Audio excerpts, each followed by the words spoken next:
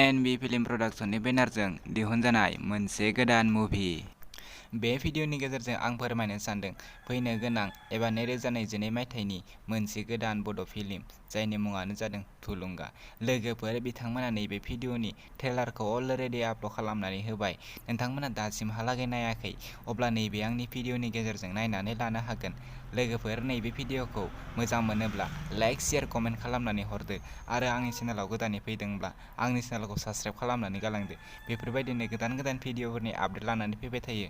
बिदिब्ला लोगोफोर फैदो दिनैनि बे गोदान आपडेटनि सायाव। नोंथांमोना नैबे भिडिअआव जोबोद मोजां आर्टिस्टफोरखौ नुनो मोनगोन। सिमां, प्रियंका, मेन्डेला, सोमावसार आरो गोबां दं। लोगोफोर, नोंथांमोना दासिमहालागै नैबे ट्रेलारखौ नायाखै अब्ला नैबे आंनि भिडिअनि जोबनायाव नायनानै लानो हागोन। लोगोफोर, नैबे भिडिअखौ बिथांमोना 25 सेप्तेम्बर अर्थात 2022 मायथाइनि 25 सेप्तेम्बराव बिथांमोना रिलिज खालामनानै होसिगोन आरो नैबे भिडिअनि स्क्रिप्ट डायलगानो जादों रबिन्द्र आरो स्ट'रियानो जादों बर'।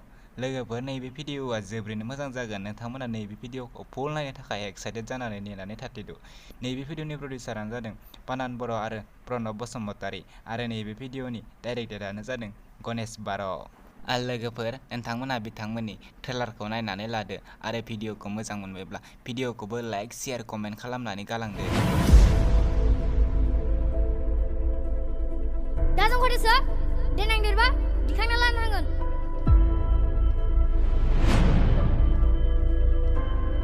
बाह, दिनै माथो बिराद हेन्डसाम जाना फैथारदों। सिख्लाफोर नायनो फैयाखैथ'। एसे अननाय दङ आंसो मिथिगौ। बिखाबो खावना दिन्थिनो नामा नोंनो? मेगनजों नायब्लाबो अहाया गोसो आंनि जिउजों मोजां मोनबाय नोंखौनो अरसे आं। मानसिफोरा मानो बुजिया? जों बायदि मानसिनि थाखाय जोंनि हेंथा गसंग्रा मानसिखौ फोजोबस्रांनाया मोस्रोम गाथारनाय बायदिसो। सोरखौबा गिनानै उनफिनना थानाया आंनि आखु नङा।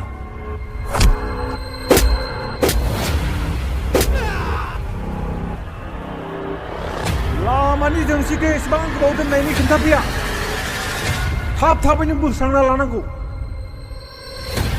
दैमाया थैदोबाबोथ' रेगाया थैयाखैलै। जोंना रेगाखौ फोजोबना लायैयाथ' गोरोन्थि जाबाय।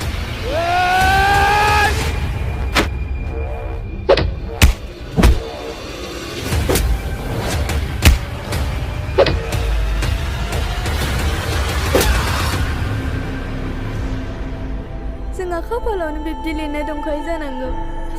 नों जिंगा दासि, आं नोंजोंनो दंना। इसोर दं। बेफोर इसोरनिनो माया।